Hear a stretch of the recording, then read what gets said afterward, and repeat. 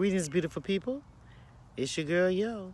Yeah, I know it's been a minute, but I just wanted to check on you guys and make sure you guys are doing good, with all this craziness going on. I just want to make sure my peeps are doing okay. Um, I also had a couple of things I wanted to talk to you about. Okay, and one of the things I want to talk to you about, okay, first of all, you're going to hear this dog in the background making all the noise. It's my neighbor's dog. He be out there in a minute to cuss the dog out. I don't know what kind of situation goes on over there, but that's like 4 houses away. But anyway, bunch of noise. But anyway, be that as it may. I hope you guys are decided to grow your own food and stuff. I mean, and got your garden going. Well, I'm out here in my yard because I just got through planting all of my stuff, all of my food, feather in my nest. So my stuff, I just finished planting the last bit of it. But I don't want to say it's the last bit of it because I have some more that I plan on getting to make some more beds. But anyway, and I just want you to know that it's really a simple and easy thing to do. I mean, I keep telling y'all to grow your food. I've been telling y'all that for a while. I don't want to keep saying I told you so, but yo told you so. Get your seeds and put them in. It don't matter if you don't know what you're doing or how to do it. And see, what I'm gonna do is I'm gonna walk you over to to some of the stuff that I put down. And I'm gonna see if I can change this camera around. So if I lose you, I'll come back. But I don't know. It might not even do that. But I'll tell you what I'll do is I'll put a picture. I'll take a picture and I'll put it on this page so you can see the stuff that I planted. It's like 1, 2, 3, 4 beds right here, but I got a couple of more I need to dig. But anyway, let me get to the point of what I made this video for. Okay, so the reason why I'm making this video is because I want to make sure that you guys are really thinking and had a little time to think with this all stuff going on, that you had time to sit down and think about what you and your family planning on doing, or how y'all gonna do your little thing to survive without depending on everybody and the brother to help you make it through this situation. Okay, all right. I also wanted to talk to you guys about I want to talk to the women, the moms. It's a lot of moms talking about, they having problems. They stressing out because they have to teach the kids and at home, and they got to do all that schooling or teaching the children and stuff.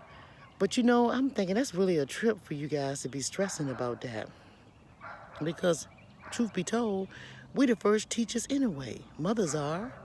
We teach the children everything in the beginning of their lives. We teach them how to tie their shoes, to say the ABCs, the 1, 2, 3s, to count or whatever. We are the first gods that our children know. We introduce them to spirituality, God, everything. We just introduce them to all of these things, So why is it so difficult for you to do these things, to teach your children? And then I want to talk about what you're teaching them. I mean, are you teaching them about the Christopher Columbus and all these other history books that you was raised up on and that you were taught? If you're doing that, you're teaching them the wrong thing. Let's talk about teaching our children for real, for real. Let's talk about teaching them survival skills. Let's talk about teaching them how to grow their own foods. Let's talk about teaching them how to make it when there's no lights, water, gas, transportation. Let's teach them how to survive in a world that if you were to die today or tomorrow, I'm talking about the parent, that they will know how to make it on their own. Let's teach them some real stuff, some nitty-gritty stuff. Let's teach them how to forage in the forest or even in their backyard. Let's teach them how to look at the blade of grass and see what flowers could be eaten, like the dandelion root and the dandelion flower, and how you can make it into teas and all kinds of nutritious stuff to feed their bodies. Let's teach them about agriculture. And let me tell you something, Mom. If you don't know anything about that, then that's what you need to start learning and researching. It's easy. It's not hard. And see, mothers are natural teachers anyway. We're natural healers and we're natural teachers. So when your mom, when you were growing up, used to tell you crazy stuff like drink water and this particular thing will heal in your body. You know, say you had a stomach ache or something. She tell you drink water. My children will tell me all the time, that's my remedy for everything. Drink some water. I'm talking about good water, but drink water. You'll feel better. Get your sleep. Get the proper sleep you need. Eat the right foods you need. Get the garbage out your body. I mean, it's different things like that that we automatically or intuitively know as mothers. And here's another thing, moms. I gotta get on the moms. I gotta talk to the moms because believe it or not, though, I mean, we some powerful women. We know things, and we don't sometimes know why we know things, but we just know things.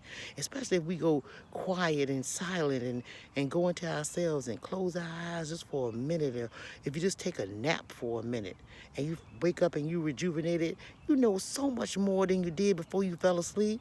Have you ever felt like that? Well, I'm gonna tell you one thing. We are genies in a bottle. We are gods, and you know it's in us. Okay, so let me tell you something that I want y'all to know. Well, first I'm gonna go back to the mothers and say this part, because I don't want to forget this. Okay, you know, all these moms hollering about, I gotta do this and I gotta teach my child this, and they getting on my nerve, they this, they that, and the other. Okay, well, if they getting on your nerve, don't you think that they got on your children got on the school teacher's nerves and the student aid, they come there to help the teacher with this, don't you think they showed off in school that they got on their nerve? If they getting on your nerve now, don't you know they showed their hind pass in school? And you need to ask yourself why. Why don't they have respect for their elders? Why they don't listen to people that is in authority and that's trying to help them?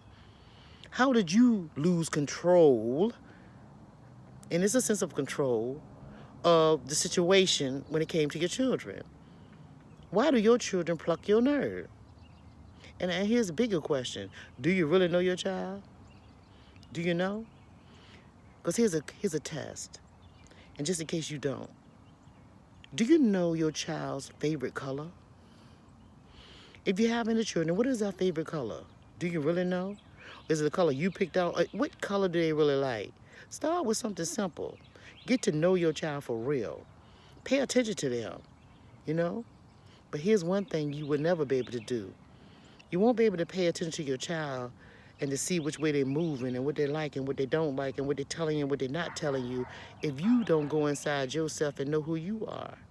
See, to know somebody else is to first begin to know who you are. And if you know who you are, when you go inside of yourself and you're quiet and you're still and you're peaceful and you concentrate on yourself and your spirit talks to you, then you have so much peace and you're lighter, you know? You don't have nothing weighing you down. So the stuff that's surrounding you, you pay attention to. I mean, everything that's around you, you pay attention to. And it's like automatic. You know when something is off, you know? But in order for you to know that something is off, being your husband, your children, your partner, whoever you want to call it, you got to get you right and in balance. Balance yourself first, then you can balance others, you know? And don't say that you know what your child like to eat. That's one thing. But do you know what their favorite color is? Get a little deeper. Do you know what they really like, you know? Pay attention to stuff that's around you, you know? Get to know them. Get to really know them. Okay, that's one thing. Now let's get to this. Now, all of us have this thing that's within us that tells us stuff. I mean, it tells you stuff. It speaks to you. I'm going to tell you what I know is getting ready to happen. And you heard this first, right here. What's getting ready to happen is the internet and all of these forms of communication, that's getting ready to get shut down. Oh, yeah. It's great to shut it. I ain't talking about no conspiracy theories and I'm not into that. I'm into and I'm into my thoughts and into my feelings and my emotions. I'm in tune with nature, and I'm telling you that this stuff is getting ready to shut down. And my question to you is, do you have a plan in place when all of this electronical stuff shut down, where you can have some type of communication with your family members or people that's important to you? If you don't, get it right. That's what you need to be doing right now. You also need to be growing your food and stuff, like I said, and storing your food. Even if you have the jar and can it, look it up. Find out stuff like that. And when it comes to teaching your children, don't worry about that, the school systems and all that. I know people gonna say, "Oh, that's crazy." No, you don't need to learn what all these other people have been trying to teach you. Let's learn survival skills. Teach them that. Let that be the first thing on your agenda when you have lesson plans. Teach them how to start a fire without a match. You know, teach them how to boil water and stuff like that, and what kind of foods that will sustain their bodies for their body chemistry and for what they are made of. Teach them things like that. I'm just saying, these are some of the things that you need to start doing. Get busy. Get busy, because everything else is busy. And here's another thing, and this is the main point of the video. You got to be a mighty bold person or something. I don't even know if I want to call it a person, to try to tamper with the air that people breathe. We all wearing masks. You're tampering with oxygen and air. Oxygen and air is life. And if you're bold enough to alter or try to alter something that is bigger than you, something that you can't even explain, because nobody can explain air or oxygen. And every morning I wake up, I always thank the creator of my breath. And when someone is trying to tamper with that, I'm telling you, you're going to reap what you sow. And I don't want to be nowhere near you, because what goes around comes around. Believe that.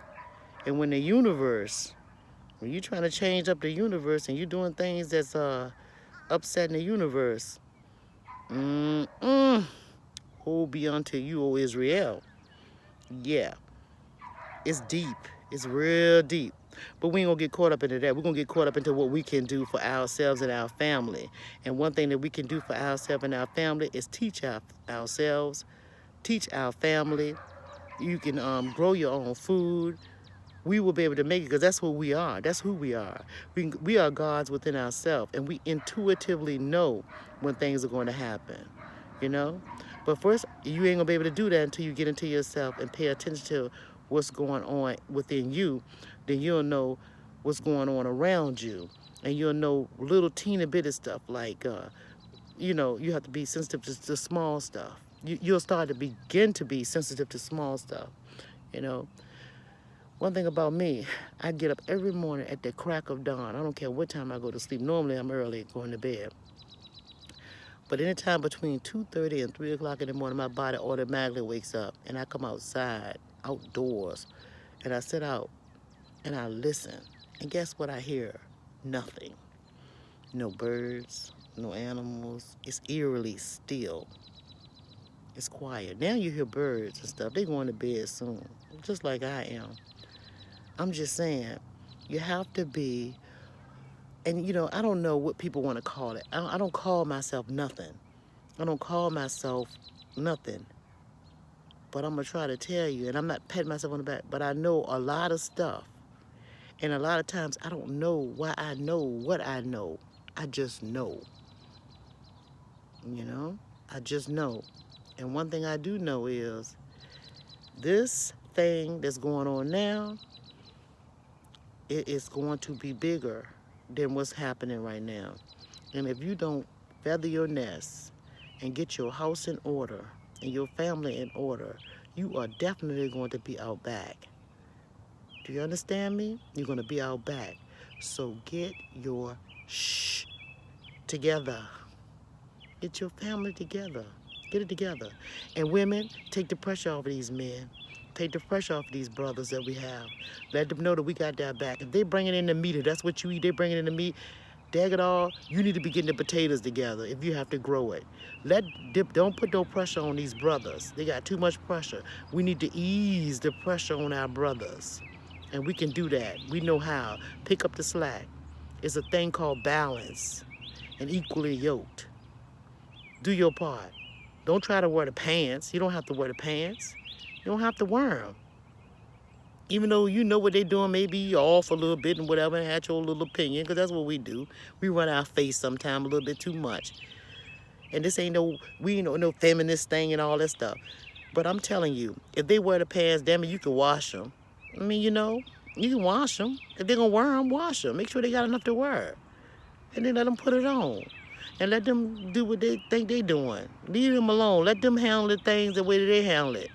But you, mama, get your house in order. Clean up your shit. Don't have the house all raggedy and stuff like that. Get your stuff together. Tighten up them children. Make it peaceful and calm so that everybody want to be around, you know, and comfortable and calm. Keep that balance in that family. Come on, mamas, get it together. And it's okay if you got a rag on your head. Ain't no wrong with having a rag on your head.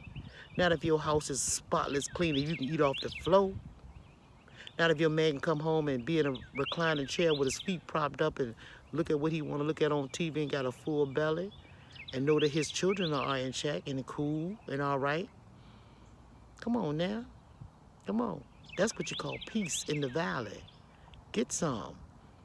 Okay?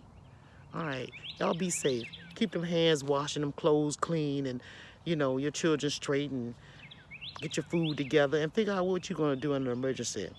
And stop driving everywhere. Walk. You got to put on a mask, put it on. But if you stay at home, you ain't got to do nothing. Stay at home with your children and get your stuff straight. Okay. That's all I'm going to talk to you about today. I think I'm going to go have a cocktail. That's what I think I'm going to do. Tonight, I'm going to have a cocktail, a nice deep bath, kick back and relax, because my work is done. From sun up to sundown. You see the sun setting? What a beautiful thing. I want peace to be unto you and yours. I wish you peace.